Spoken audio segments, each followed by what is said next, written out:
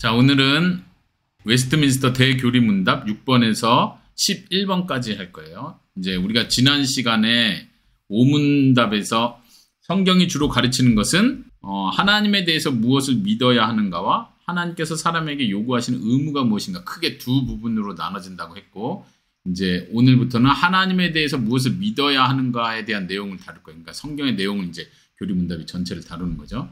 그래서 6번부터 20문답까지가 하나님에 대해서 무엇을 믿어야 하는가를 얘기해주고 있는데, 오늘 그 중에 이제 6문답부터 11문답까지 하나님은 누구신가? 삼위일체 하나님에 대해서 배우도록 하겠습니다. 자, 먼저 6문답. 성경은 하나님에 대해 무엇을 알려줍니까? 성경은 하나님께서 어떤 분이신지와 한 신격 안에 있는 이들과 하나님의 작정과 하나님께서 그 작정을 어떻게 이루시는지를 알려줍니다. 네. 성경은 하나님에 대해서, 이 첫 앞부분 그 파트에 대해서 한 거죠. 그래서 우리가 이제 앞으로 20문답까지 배울 내용을 여기서 다시 한번 요약해 주는 거예요. 우리가 어떤 걸 배울 거냐면 하나님이 어떤 분이신지 본성에 대해서 배우는 거예요. 그리고 하나님의 삼위일체 우리가 들어봤죠. 잘 알고 있죠. 한 신격 안에 있는 위격 이렇게 표현하죠. 삼위일체할 때 위에 대해서 배우고요. 그 다음에 하나님의 작정과 그 작정을 어떻게 이루시는지에 대해서 배우도록 하겠습니다. 이제 작정이란 뜻 이런 것도 이제 뒷부분에서 다음 시간에 배울 거예요. 자, 7문답으로 바로 넘어갑니다. 하나님께서는 어떤 분이십니까? 하나님께서는 영이신데 원래부터 그리고 스스로 그 존재와 영광과 복되심과 완전하심이 무한하십니다. 그래서 자족하시고 영원하시며 불변하시고 우리 이해를 초월하시며 모든 곳에 계시고 전능하시며 모든 것을 아시고 지극히 지혜로우시며 지극히 거룩하시고 지극히 공의로우시고 지극히 자비롭고 은혜로우시며 오래 참으시며 인자하심과 진실하심이 풍성하십니다. 네, 성경이 우리에게 말해주는 하나님은 어떤 분이신가, 하나님의 본성에 대해서 아주 잘 요약해놓은 문장이에요. 우리가 이걸 통째로 다 외울 수 있으면 제일 좋아요. 누군가가 하나님은 도대체 어떤 분이야? 어떤 분을 하나님이라고 하는 거야? 성경은 하나님에 대해서 어떤 분이라고 말하고 있어? 라고 한다면 이 문장을 그대로 말할 수 있다면 하나님에 대해서 정말 잘 요약해준 표현이라고 볼 수 있겠죠. 자, 하나씩 살펴볼 건데 뭐 자세히 할 것 같으면 이걸로 뭐 몇 주에 걸쳐 설교도 할 수 있는 내용이지만 하나님에 대해서 여기서 말하는 그 단어들, 그 의미를 정확하게 알고 넘어가도록 하겠습니다. 하나님은 영이시다. 이제 이게 제일 처음에 나오는 표현인데 하나님은 영이시다. 영어로 하면 spirit, spirit 이렇게 나와요.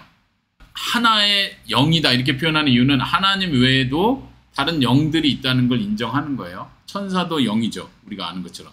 사람도 스피릿을 가지고 있죠. 그렇죠? 그런 면에서 하나님은 많은 영들 중에 한 분이시다 이렇게 표현하는 거예요. 그러니까 영은 오로지 하나님 뿐이시다 이렇게 표현하는 게 아니라는 거예요. 하나님의 본성, 속성에 대해서 표현할 때 하나님은 영이시라고만 표현하는 거예요. 그럼 사람은요? 사람도 영이죠? 그렇습니까? 그럼 하나님과 사람이 영이니까 똑같은 존재인가요? 그건 아니에요. 왜요? 사람은 영만 가지고 있지 않아요. 사람은 영과 몸을 가지고 있습니다. 그리고 여기서 영어로 할 것 같으면 대문자로 스피릿 이렇게 표현하는데 여기서는 대문자를 쓰는 이유는 특별히 하나님께서 인격체이시라는 거. 사람 인자를 쓰긴 하지만 여기서는 위격체이시죠. 하나님은 인격을 가지고 계신 분이시다. 이런 의미로 이해하면 좋을 것 같아요. 그리고 하나님은 본래부터 그리고 스스로 존재하시는 분이다. 하나님은 시작과 끝이 있습니까? 그렇지 않죠. 이 영원하시다는 표현이 그 다음에 나오는데 영원하시다는 말 자체가 하나님은 시작과 끝이 없으시다. 시간을 초월하시다. 이런 뜻입니다. 하나님은 스스로 존재해요. 누가 하나님을 만들었죠? 하나님은 어떻게 생겼죠? 여기에 대해서 대답은 누구도 하나님을 만들지 않았습니다. 하나님은 스스로 존재하시며 처음부터 존재하고 계셨습니다. 이렇게 대답하는 게 맞습니다. 그래도 하나님은 어떻게 생겼어요? 자꾸 묻죠. 만약 하나님이 누군가에 의해 무엇인가에 의해 만들어지신 분이라면 하나님이라고 우린 말하지 않습니다. 피조물이죠. 말 그대로 만들어진 존재가 되는 거죠. 그리고 자, 보세요. 하나님의 존재, 계시다, 있다, 없다 할 때 하나님의 존재, 영광, 복되심, 완전하심이 끝이 없으십니다. 무한하다, 무한하다, 끝이 없다. 뭐가요? 하나님의 존재가 끝이 없어요. 하나님의 영광이 끝이 없습니다. 복되심이 끝이 없습니다. 완전하심이 끝이 없습니다. 하나님이 이렇게 표현합니다.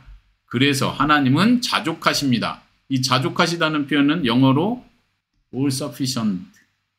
무슨 뜻이죠, 에스더? sufficient은 충분하다니까 완전히 충족되신. 예, 완전히 충족되신 분이시다. 다시 말하면 하나님은 뭔가를 필요로 하지 않는다는 거예요. 우리가 보통 영어에서 표현할 때 이런 표현 쓰죠. I want something. want가 뭐예요? 원한다. 한국말로 번역하면 원한다지만 영어에서 want가 명사로 하면 무슨 뜻이 있어요? starter. 명사로 결핍. want. 뭔가 부족하다 할 때 want예요. 그러니까 내가 원한다는 건 내가 그게 없기 때문에 나는 필요로 한다 이런 뜻이에요. need도 그런 뜻이에요. need. 난 필요로 한다. 하나님은 뭔가를 필요로 하지 않으신다는 거예요. 하나님은 뭔가 부족해서 뭔가를 채워야 되는 분이 아니시라는 거예요. 특별히 창조와 연관했을 때 많은 사람들이 오해하는 게 하나님께서 외로우셔서 교제할, 사랑을 나눌 존재가 필요했다. 사람을 만드셨다. 그래서 사람과 사랑을 나누기 원하셨다. 왜냐하면 하나님은 외로우셔서, 필요하셔서, 사람과의 사랑을 하고 싶으셔서. 그러니까 영어로 God wants something 이렇게 표현할 수 없다는 거예요. 왜냐하면 하나님은 스스로 만족해 하시는 분이에요. 삼위일체 하나님 안에서 충분히 사랑으로 가득하시고 충만하신 분이시다. All sufficient. 이거 기억하면 좋겠습니다. 아까 영원에 대해서도 표현했어요. 영원은 특별히 시간과 연관했을 때 우리 사람의 관점에서 시간이지만 하나님께서는 시간을 초월해 계시다. 이거 기억하세요. 우리가 이해할 수 없는 영역이지만 하나님은 시간을 초월해요. 다른 말로 표현하면 현재, 과거, 미래가 하나님 앞에는 항상 현재로만 있다. 그걸 기억하십시오. 그럼 하나님은 우리 관점에서, 우리가 보는 관점에서 하나님 과거에도 계신가요? 과거에도 계시다는 얘기예요. 미래에도 계신가요? 미래에도 계시다는 표현이죠. 아빠가 종종 인용했지만 마태복음 28장 마지막 절에 보면 예수님께서 제자들에게 내가 항상 너희와 함께 있으리라. 이 표현을 현재형으로 의도적으로 쓴다고 했죠. 항상 함께 있다. 언제까지? 세상 끝날까지 나는 너희와 있다. 이렇게 표현하시는 거예요. 하나님께서는 시간을 초월하신다. 영원하시다. 시작과 끝이 없으시다. 불변하신다. 이 불변하신다는 표현은 말 그대로 변하지 않는다. 아주 쉽죠? 이건 딱 이해하는 데는 어렵지 않은데 이걸 실제로 하나님이 그런 분이시다는 걸 받아들이는 건 쉽지 않아요. 무슨 말이냐면 성경에 보면 종종 무슨 표현이 있어요? 하나님께서 후회하신다. 혹은 하나님께서 돌이키신다는 표현이 종종 나오죠. 모세가 이스라엘 백성을 위해서 기도할 때 하나님께서 돌이키시사 심판을 하지 않으셨다. 혹은 니느웨 백성들에게 선포하라고 하고 너희가 회개하지 않으면 멸망할 것이다. 그러니까 하나님께서 나중에 회개하는 모습을 보고 멸망시키지 않으셨다. 이런 표현 때문에 하나님은 불변하시다는 말을 이해하기가 굉장히 힘들어요. 조직신학에서도 중요하게 다루는 부분인데 여기 아빠가 작게 써놨죠. 하나님과 피조물과의 관계에서 변화가 생겼다. 이렇게 이해를 해야 된다는 거예요. 하나님과 피조물과의 관계에서 변화가 생긴 거지 하나님께서 본래 이걸 의도하셨는데 하나님의 의도 자체를 내가 잘못 의도했다. 그러니까 바꿔야지 하고 바꾸신 게 아니란 거예요. 특별히 죄와 관련해서 아담과 하와가 죄를 짓고 하나님께서 구원자를 보내신 거에 대해서도 많은 사람들이 하나님을 오해하기 때문에 어떻게 생각하냐면 하나님이 이렇게 아름다운 세상을 만들려고 딱 계획하고 딱 멋지게 시작했는데 아담이 이걸 다 망쳐놔버렸어요. 하나님께서 슬퍼하시고 마음 아파하시고 계획을 바꿔서 어쩔 수 없이 구원자를 보내야겠구나. 구원이라도 해야지. 믿으면 구원받고 안 믿으면 어쩔 수 없고 하나님이 미래를 모르시는 분처럼 그렇게 한다고 생각하면 하나님이 변한다고 이해를 하고 있는 거예요. 그러나 하나님은 변하지 않습니다. 이걸 믿으십시오. 다시 말하면 하나님 처음부터 모든 걸 계획하셨다. 그 뒤에 나오는 게 이거예요. 하나님은 전능하시다. 모든 걸 할 수 있고 모든 것을 아신다. 아신다는 것과 불변하는 건 떨어질 수 없죠. 모든 것이 다 그렇지만요. 하나님은 처음부터 사람이 타락할 것을 알고 계셨습니다. 하나님은 처음부터 누가 믿을지 안 믿을지를 알고 계십니다. 하나님께서는 최후의 선택받을 자의 숫자가 몇 명인지 하나님은 처음부터 알고 계십니다. 하나님 모든 걸 아십니다. 그렇기 때문에 불변하지 않습니다. 우리의 이해를 초월해요. 그런 면에서 더욱. 하나님은 모든 곳에 계세요. 아까 하나님은 영이시라는 표현과 연관되겠죠. 하나님은 어디에든 계시는 분이고 항상 계시는 분이십니다. 전능하시다. 모든 능력을 가지고 계시다 이런 뜻이에요. 그래서 모든 것을 아신다는 거는 한자로 어떻게 표현할까요? 진냐? 전지. 지식할 때 지. 전지, 전능. 이렇게 하나님을 표현할 때 그런 표현을 많이 쓰죠. 전지, 전능하시다. 근데 이제 전능하시다는 표현도 아까 불변하시다는 표현과 마찬가지로 사람들이 잘못 오해하는 부분들이 있어요. 그게 뭐냐면은 하나님은 못하시는 것도 있습니까? 근데 성경에는 이렇게 표현해요. 여기 글씨 보입니까? 이 영생은 거짓이 없으신 하나님이 영원 전부터 약속하신 것인데 거짓이 없으신 하나님은 거짓말을 하실 수 없으시다 이렇게 표현해요. 디모데후서에는 보면 하나님은 자기를 부인하실 수 없으시다. 전능 뭐든지 할 수 있다고 했는데 못하시는 게 있다고 성경 분명히 말을 하네요. 어떻게 이해해야 될까요? 전능하시다는 표현은 여기 어려운 표현 있죠. 하나님의 본성과 모순되는 일을 제외하고 모든 일을 하실 수 있다는 거예요. 제외하는 게 있어요. 그냥 그걸 오해하면 안 된다는 거예요. 하나님은 전능하시니까 죄 없는 사람도 그냥 죽이실 수도 있겠네요. 뭐든지 할 수 있다면서요. 하나님 전능하시니까 하나님도 거짓말도 하시고 악한 일도 하실 수 있겠네요. 아니요. 하나님은 하시지 않습니다. 만약 하나님께서 악한 일을 하신다면 정의롭지 않으시고 공평하지 않으신 어떤 일을 하신다면 우리는 하나님이라고 하지 않습니다. 왜냐하면 하나님의 본성을 벗어난 존재니까. 이해하겠어요? 하나님의 본성은 본래 이 뒤에 나오는 대로 하나님은 지극히 지혜로우시고 지극히 거룩하시고 지극히 공의로우세요. 다시 말하면 공의를 벗어난 어떤 행위를 한다면 그건 하나님이라고 우린 말하지 않습니다. 죄와 멀어지시는 분, 구별되시는 분인데 죄를 행하고 계시다면 우리는 하나님이라고 말하지 않습니다. 그럼 우리는 속은 거예요. 그건 거짓이에요. 오늘날 이제 성령 은사 받았다고 소위 말하는 사람들이 하나님께서 어떤 악한 일, 말도 안 되는 도덕적이지도 않은 어떤 일을 성령님이 시켜서 했다. 이렇게 표현하는 사람이 있어요. 하나님을 오해하고 있는 거예요. 말 그대로 사탄이 하는 거지 그건 하나님이 하시는 일이 아니에요. 하나님은 도덕적인 가장 공의로우신 그 일을 벗어나서 행하지 않습니다. 성경이 만약 하나님도 성경에 보니까 이런 전쟁을 일으키시고 누군가를 막 죽이시고 죄 없는 것 같은 사람들을 막 심판하시는 것 같은데요. 그렇다면 우리는 하나님에 대해서 더 공부를 해야 돼요. 하나님께서 행하시는 모든 일은 공의로우신 일이라는 전제를 가지고 하나님을 배워야 됩니다. 우리가 오해하고 있는 것들이 많을 수 있다. 전지전능하시고 지혜로우시고 거룩하시고 공의로우십니다. 공의로우십니다와 좀 반대되는 것 같은 표현이 자비로우십니다 이 표현인데 우리가 오해하면 안 되는 것. 자비로우시고 은혜로우신 것과 공의로우신 것은 서로 모순되는 게 아니에요. 부딪히는 게 아니에요. 공의로우신 분인데 왜 자비를 베푸세요? 공평하게 하셔야죠. 공정하게 하셔야죠. 많은 사람들이 하나님을 오해하는 것 중에 하나 이거죠. 하나님은 공의로우신데 왜 어떤 사람한테는 잘해주고 어떤 사람한테는 이렇게 고난과 어려움이 생기게 하세요? 공의로우지 않은데요? 공평하지 않은데요? 이런 표현을 자꾸 하죠. 그러나 우리가 이해해야 될 거 아주 중요한 부분이 구원과 연관해서도 아주 중요한 이해인데 하나님께서 누군가를 구원하는 건 자비를 베푸는 문제예요. 은혜를 베푸는 문제예요. 하나님께서 공의로우시기 때문에 모든 사람이 지옥에 가고 멸망해야 되는 거예요. 이거는 공의예요.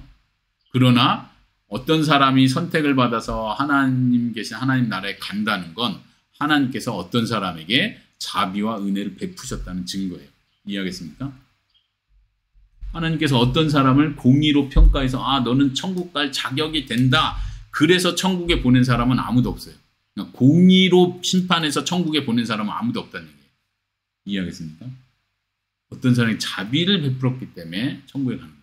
그러면 공의를 베푸셔야지 왜 자비를 베푸세요? 다시 말하지만 공의와 자비는 모순되는 게 아니에요. 두 개 다 하나님의 본성에 속합니다. 모순되는 게 아니다. 이해하시기 바랍니다. 자, 그 다음 하나님은 어떤 분이시다? 오래 참으시는 분이다. 특별히 죄인에 대해서, 자격 없는 자에 대해서 은혜를 베푸시기 위해 오래 참으신다. 그 다음에 인자하심과 진실하심. 이 인자하시다는 표현은 영어로 goodness, 선하다, 선하심 이렇게도 번역할 수 있는 거예요. 하나님은 선하신 분이십니다. 진실은요, 영어로는 truth, 그래서 진리, 참됨 이렇게도 번역할 수 있어요. 특히 이제 이 truth라는 하나님의 성품은 여기서 번역한 것처럼 진실하시다, 신실하시다, 어떤 약속에 대해서 그분이 하신 약속을 이루실 것을 믿을만하다, 충분히 믿을 수 있는 분이시다, 이렇게 우리는 이해하고 받아들일 수 있습니다. 자, 하나님은 어떤 분이신가 이렇게 배웠습니다. 이 중요한 단어들을 우리가 좀 기억할 수 있길 바랍니다. 하나님은 영이시고, 그리고 존재와 영광과 복되심과 완전하심이 무한하시고, 자족하시고 영원하시고 불변하시고 이해를 초월하시고 모든 곳에 계시고 무소부재하시다 이렇게 표현하죠. 전지전능하시고 가장 지혜로우시고 가장 거룩하시고 가장 공의로우시고 가장 자비롭고 은혜로우시다.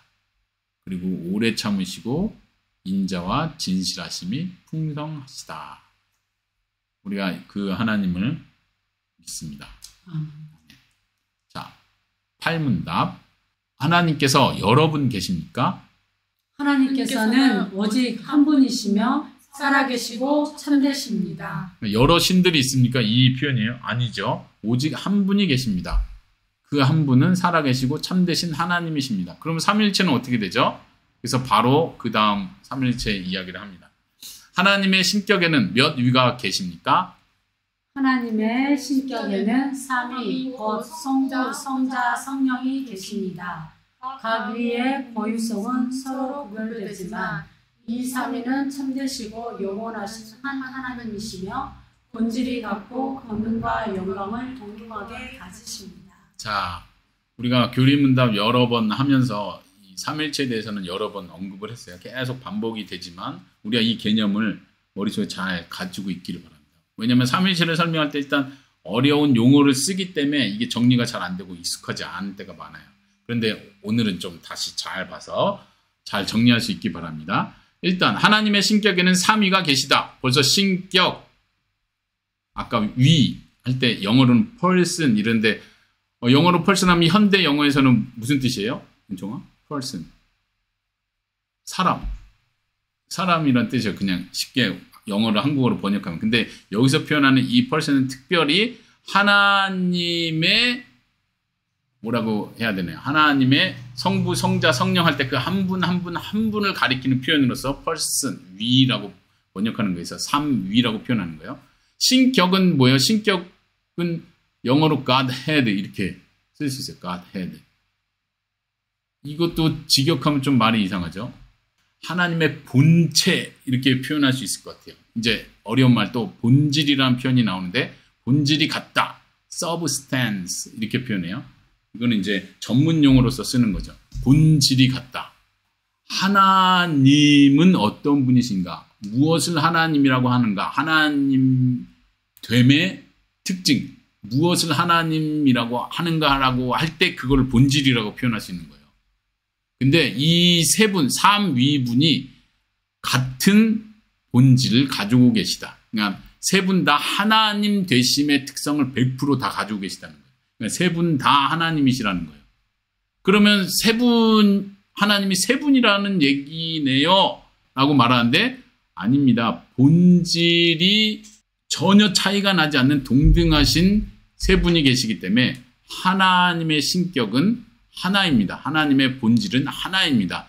하나님은 한 분이십니다. 이렇게 말하는 게 맞다는 거예요. 그럼 삼위는 뭐죠? 자, 이렇게 정리를 해보세요. 자, 보스 윌리엄스 그 책에서 잘 정리를 해주고 있습니다. 이렇게 이해를 하시면 돼요.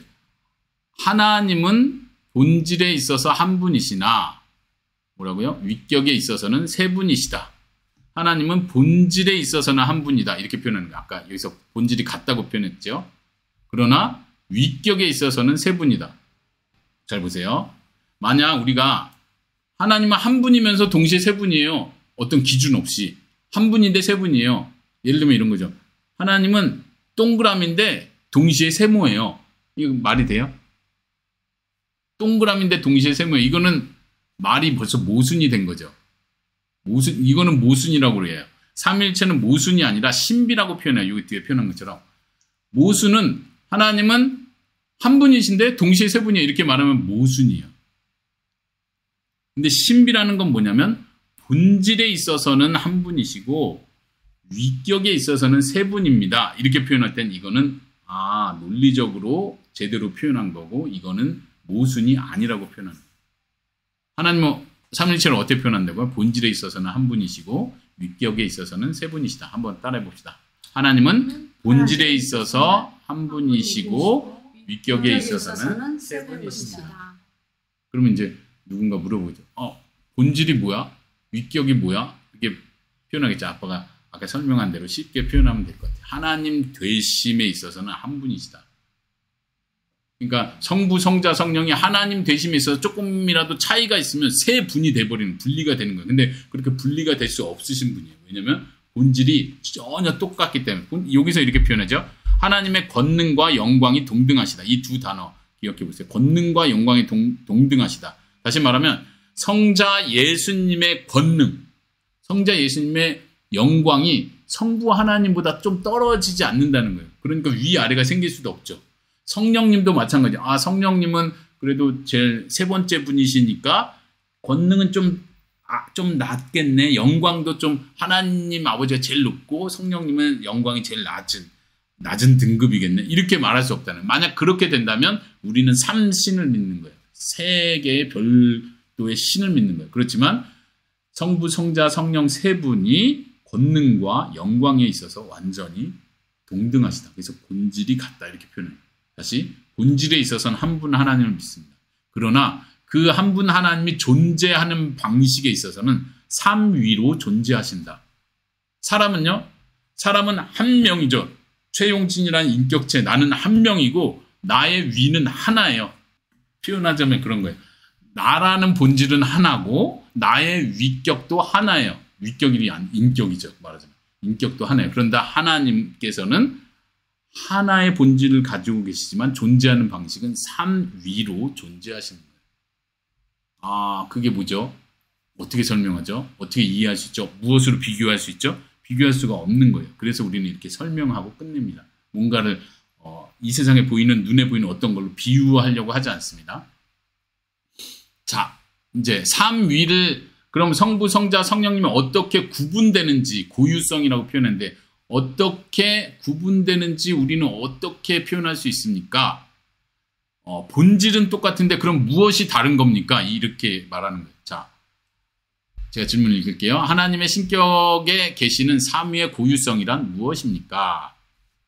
성부께서는 성자를 낳으신 것, 성자께서는 성부에게서 나신 것, 성령께서는 성부와 성자에게서 영원히 나오시는 것을 말합니다. 네, 삼위의 고유성을 어떻게 표현할 수 있느냐? 뭐가 다른 것입니까? 그랬을 때 성부께서는 성자를 낳으셨습니다. 이게 고유성이에요. 성부의 고유성. 특별히 다른 점. 그러면 성자께서는 성부에게서 나오셨습니다. 성령께서는 성부와 성자에게서 영원히 나오십니다. 이제 영원이라는 표현이 중요해요. 이제 우리가 더 이해하기 힘든 영역이긴 하지만 영원히 나오신다는 표현은 그러면 성자께서는 성부에게 태어나셨으니까 태어나기 전의 상태가 있었나요? 다시 말하면 예수님께서 존재하지 않던 시간대가 있나요? 아니요. 아니죠. 왜 아니라고 말하죠? 본질이 같으시기 때문에. 만약 성자께서 존재하지 않으셨던 때가 있다면 하나님이 아닌 거예요. 하나님의 본질을 잃어버린 거예요. 그렇죠? 그렇기 때문에 영원히 나신 것이라고 표현해야 돼요. 성령님도 마찬가지고 성부와 성자에게서 영원히 나오신다. 계속 나오시는 거예요. 처음부터 나오고 계셨고 미래에도 계속 나오시는 분이에요. 우리 사람이 이해할 수 없죠. 한번 태어나면 땡이에요. 그리고 1년 지나면 1년 전 생일을 축하하는 거고 20살이 되면 20살 20년 전에 태어난 나를 축하하는 거예요. 근데 성자 성령님은 계속 태어나시는 분이시다. 이렇게 표현을 해요. 일단 태어나신다는 표현 자체가 신이 어떻게 신을 낳지? 그럼 누가 엄마지? 엄마 신이지? 뭐 하나님 어머니도 계시니까 자꾸 이렇게 가지만 이거는 사람이 이해할 수 있도록 비유를 한 거죠. 사람이 낳는 것과 하나님 낳는 것이 동등하다고 생각하면 안 돼요. 비유로 인간적인 표현을 썼다고 이해하시면 됩니다. 왜 굳이 낳으신이라고 표현하시는 거예요? 이게 오해하기 진짜 좋은 게 그쵸? 어렸을 때 이거 오해하기 처음 좋죠. 들었을 때 들으면 그래서 우선순위가 성부고 그 다음에 성자고 그 다음에 성령님이구나 라고 생각을 했단 말이에요. 그러니까 우선순위. 거기서 권능이나 뭐 이런 힘의 차이가 그래서 차이가 난다고 생각을 한 그쵸. 거죠. 이 표현 때문에. 네. 맞아요. 자 보세요. 성부가 성자를 낳고 성령님은 성부와 성자에게서 나오신다 하니까 에스더가 표현한 것처럼 그러니까 질서가 나눠지네. 첫 번째, 두 번째, 세 번째가 나눠지네. 물론 우리는 1위를 성부라고 표현해요. 항상. 2위는 성자라고 표현해요. 위격할 때. 3위는 성령님이라고 표현해요. 이 순서를 섞진 않아요. 왜냐하면 아까 이 관계 때문에, 고유성 때문에. 그러나 그럼에도 불구하고 아까 말했듯이 권능과 영광이 동등하다고 우리는 끝까지 믿는 거예요. 왜냐하면 성경이 그렇게 말하기 때문에. 그래서 등급을 나눌 수는 없다. 그러나 순서는 있다고 말하는 거예요. 여기서 말하는 순서라는 건 등급 개념의 순서가 아니라 성부가 성자를 낳은 거지 성자가 성부를 낳는 경우는 없다. 성령께서 성자를 낳는 경우는 없다. 이렇게 역으로는 진리가 될 수 없습니다. 그렇기 때문에 고유성이라고 표현을 하는 겁니다. 그럼에도 불구하고 권능과 영광을 동등하게 가지고 계시다. 이 두 가지가 동시에 가능하다. 진리이다. 이것은 그러면은 표현적으로 어떤 것을 근거해서 이런 표현이 나온 건가요? 네, 그래서 11문답이 있습니다. 오늘 11문답까지요. 마지막 문답입니다. 읽어보겠습니다. 성자와 성령이 성부와 동등한 하나님이라는 사실을 어떻게 알 수 있습니까? 성경은 오직 하나님에게만 합당한 이름과 속성과 일과 예배를 성자와 성령께도 돌림으로써 성자와 성령이 성부와 동등한 하나님이시라는 것을 분명하게 나타냅니다. 네, 이 구절을 다 찾아볼 수는 없겠지만 성경이 그렇게 말하고 있다는 거예요. 뭘 말하고 있냐면 여기서 표현한 대로 오직 성부 하나님께만 돌려져야 하는 그 위대하심, 그 이름, 성부 하나님의 하나님 되심의 속성을 예수님께도 성령님께도 똑같이 표현한다는 거예요. 성경이. 그러니까 그 삼일체 개념을 모르고 읽는 사람 입장에서는 뭐지? 내가 믿는 하나님은 오직 한 분 하나님, 이스라엘의 하나님, 오직 한 분 하나님만 믿는다고 했는데 어떻게 그 한 분 하나님과 동등한 표현을 이름과 하나님께 속하는 그 하나님의 속성을 예수님에게도 동등하게 사용하지? 실제로 예수님께서 이 땅에서 활동하시면서 하나님과 동등한 것 같은 표현을 계속 반복적으로 쓰니까 종교 지도자들이 어떻게 했어요? 죽이려고 하는 신성 모독이라는, 예를 들면 용서하는 거, 죄를 용서하는 거, 너가 어떻게 죄를 용서하냐? 오직 하나님 한 분만이 죄를 용서하시는 분인데 너가 죄를 용서한다고 표현하냐? 그러면서 신성 모독으로 여기는 거예요. 죽여야 된다고 믿는 거예요. 그 다음에 아브라함이 있기 전에 내가 있다 이렇게 표현하니까 사람들이 돌로 치려고 했다. 성경이 이렇게 표현해요. 이거는 오직 거룩하신 한 분 하나님께만 속하는 속성인데 너가 감히 이 표현을 쓰냐? 그리고 그 외에도 이제 신약 뒷부분에 계속 보면 예수님을 향해서 찬양과 경배를 계속 돌리죠. 하나님께 돌리는 그 찬양과 경배를. 그리고 여호와라는 표현도 실제로 예수님에게 적용해서 성경은 계속 말하고 있어요. 이제 성령님에 대해서도 마찬가지인데 여기서 아빠가 몇 가지 성경 구절을 가져왔습니다. 여기 보면 고린도전서 2장에 보면 성령님에 대해서 오직 하나님이 성령으로 이것을 우리에게 보이셨으니 성령은 모든 것 곧 하나님의 깊은 것까지도 통달하신다. 하나님에 대해서 모든 것을 아시는 분. 사람의 일은 사람의 속에 있는 영 외에 누가 알리? 이와 같이 하나님의 일도 하나님의 영 외에는 아무도 알지 못한다. 아무도 알지 못하는 하나님 속에 감추어진 것을 성령님은 아신다. 만약 어떤 사람이 나는 하나님의 모든 것을 통달했어요. 이러면 자기가 신이란 얘기죠. 근데 성령님에 대해서는 그걸 그대로 사용한다는 거예요. 사도행전에 보면은 이런 표현이 있는데, 사도행전 28장 25절에 보면 성령이 선지자 이사야를 통하여 조상들에게 말씀하신 것이 옳도다 하면서 이사야서 6장 9절을 인용을 해요. 사도행전에 보면. 근데 이사야서의 내용에 보면 저기 보이죠? 여호와께서 이르시되 하고 점점점 하고 말했어요. 구약에서는 여호와께서 말씀하셨다는 표현을 신약에 와서는 성령님이 말씀하셨다고 동일하게 여호와의 이름과 동등한 권위를 성령님께도 돌리고 있다는 거예요. 이런 부분들을 통해서 그리고 예를 들면 가장 잘 아는 성부, 성자, 성령의 이름으로 세례를 줘라. 예를 들면 세례를 줘라. 근데 유일하신 하나님과 그 다음 내 이름 최용진이라는 이름으로 세례를 줘라. 만약 이러면 신성모독이죠. 너와 하나님을 동등한 위치에 놓고 너 이름으로 세례를 주라는 게 말이 돼. 근데 성부, 성자, 성령 동등한 권위와 영광으로서 어떤 일을 하라고 명령했어요.